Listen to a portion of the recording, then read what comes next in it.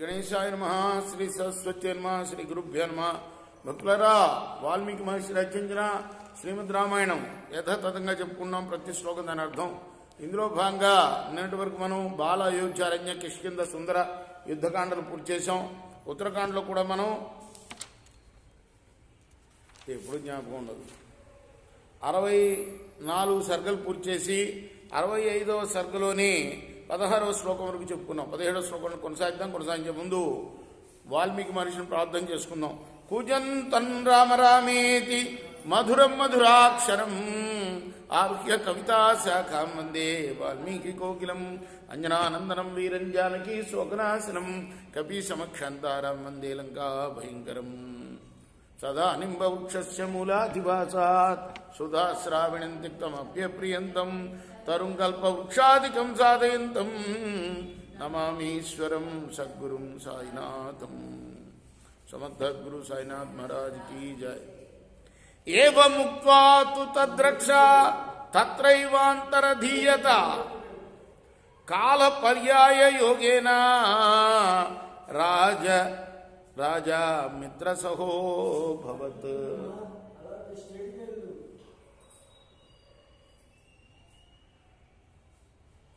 రాక్షసుని ఇలా పలికి అక్కడనే అంతర్ధానం చెందాడు. కాలక్రమంలో మిత్రసహుడు రాజయ్యాడు. రాజాపి యజతే యజ్ఞం అశ్వాశ్రమ సమీపత అశ్వమేధం మహాయజ్ఞం తం వశిష్ఠోభ్యపాలయాత్. ఆ రాజు ఆశ్రమ సమీపంలో అశ్వమేధ మహాయజ్ఞాన్ని చేశాడు.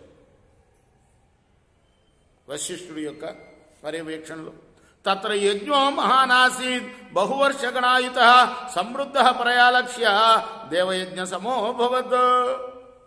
ఆ యజ్ఞం అనేక సంవత్సరాల పాటు జరిగింది. గొప్ప శోభతో నడిచింది ఆ యజ్ఞం. అది దేవతలు చేసే యజ్ఞం అనిపించింది అనమాట. అంత బాగా చేశాడు. అధావసాన యజ్ఞస్య పూర్వైర మనుస్మరన్ వశిష్ఠ రూపీ రాజానమతి హోవాచ రాక్షస. యజ్ఞం పూర్తయిన తర్వాత ఆ రాక్షసుడు వెనకటి వైరాన్ని స్మరించుకుంటూ వశిష్ఠుడి యొక్క రూపం ధరించి రాజుతో ఇలా పలికాడు. కొంచెం కొత్తగా ఉంది కదా. వశిష్ఠు రూపం ధరించాను. అద్య యజ్ఞశ్చ జాతోంతః సామిషం భోజనం మమ దీయతామిహ శీఘ్రం వై నాత్ర కార్య విచారణ. ఈరోజు యజ్ఞం పూర్తయింది, నాకు మాంసంతో కూడిన భోజనం పెట్టు అని అడిగాట వశిష్ఠుడు. వశిష్ఠుడు కాదు, ఈ రాక్షసుడే వశిష్ఠుడు రూపం ధరించి అడిగాట. తశ్రుత్వా వ్యాహృతం వాక్యం రక్షసా బ్రహ్మరూపిణ సూదాన్ సంస్కార కుశలాన్ అనువాచ పృథ్వీపతి. వశిష్ఠ రూపంలో ఉన్న రాక్షసుడి యొక్క మాటలు విని రాజు వంటలో నేర్పుగల వంటవాళ్లతో ఇలా అన్నాడు. హవిష్యం సామిషం స్వాధు యథా భవతి భోజనం తథా కృత శీఘ్రం వై పరితుష్యేజ్జతా గురుహు. గురువుకు సందేశం కలిగేటట్టుగా మాంసంతో కూడిన భోజనాన్ని మధురంగా ఉండమని ఆజ్ఞాపించాడు వంటవాడిని. శాసనాత్ పార్థివేంద్రస్య సూద సంభ్రాంత మానస తచ్చ రక్ష పునస్తత్ర సూతవేషమధాకరోత్. రాజు ఆజ్ఞ విన్న తర్వాత వంటవాడు కంగారు పడ్డాడు. ఇదేంటి వశిష్ఠుడు వారు ఏంటి మాంసం భోజనం చేయటం ఏంటి? అప్పుడు వాడు ఆ రాక్షసుని మళ్ళీ వంటవాడు రూపం ధరించాట. ఇది లేదు వేరే గ్రంథాల్లో. సమాంసం అధో మాంసం పార్థివాయ జ్ఞవేదయత్ ఇదం స్వాద హవిష్యంచ సాంశంచ అన్నమావృతం. మధురం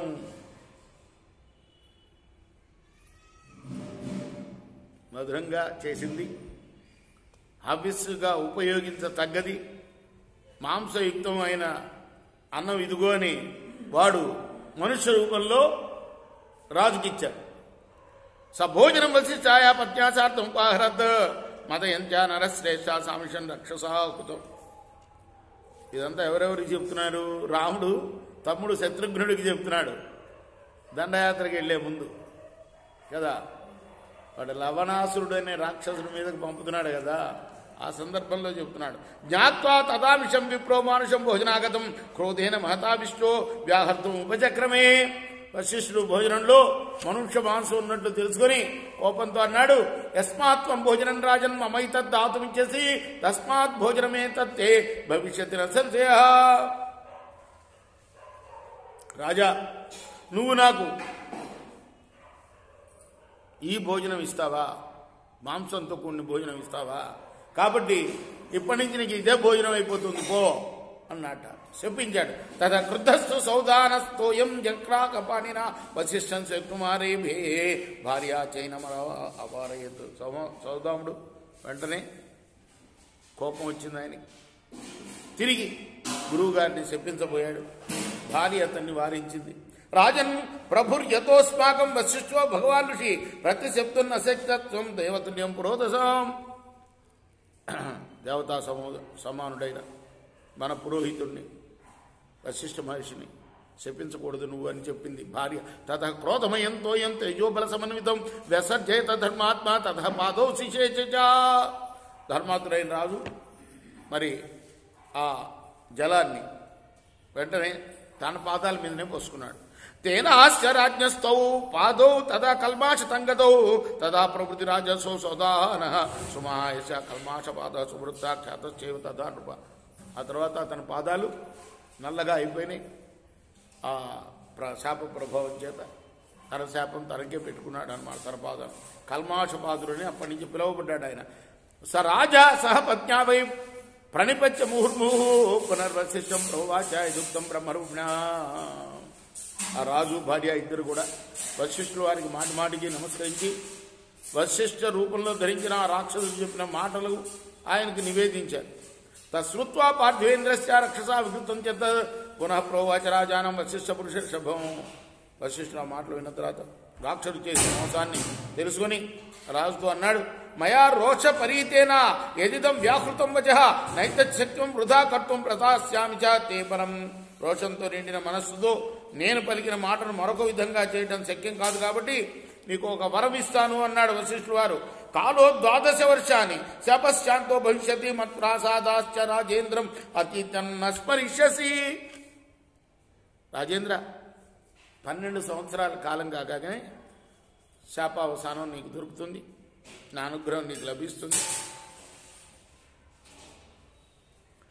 అంటే తిరిగి నువ్వు రాజరూపం పొందుతావు. ఏమన్ సరాజా అంటే అప్పటిదాకా ఇలానే బ్రహ్మరాక్షసుడుగా ఉంటావు. ఏవం సరాజాతం శాపం ఉపభుజ్యారి సూదన ప్రతిలేభే పునరాజ్యం ప్రజాశ్చైవాన్ వపాలయత్. శత్రు సమారుడైన రాజు ఆ శాపాన్ని ఈ విధంగా అనుభవించి మళ్ళీ రాజ్యాన్ని పొంది ప్రజలను పాలించాడు. తస్య కల్మాషపాదస్య యజ్ఞస్య ఆయతనం శుభం ఆశ్రమస్య సమీపేస్య యన్మాం పృచ్ఛసి రాఘవ. శత్రుఘ్న, నువ్వు అడుగుతున్న ఈ ఆశ్రమ సమీప స్థానం కల్మాషపాదులు యజ్ఞం చేసిన పవిత్ర స్థానం.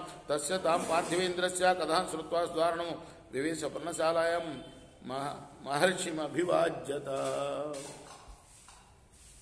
అంటే నేను పొరపాటు చెప్పాను, రాముడుగా చెప్పింది ఇదంతా. వాల్మీకిది మా ఆశ్రమంలో కదా, ఆయన వాల్మీకి ఆశ్రమమైనది కదా.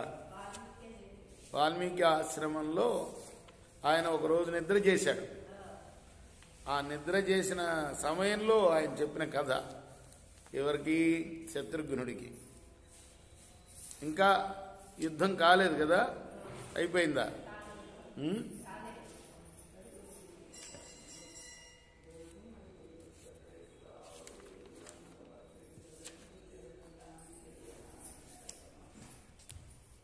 వాల్మీకి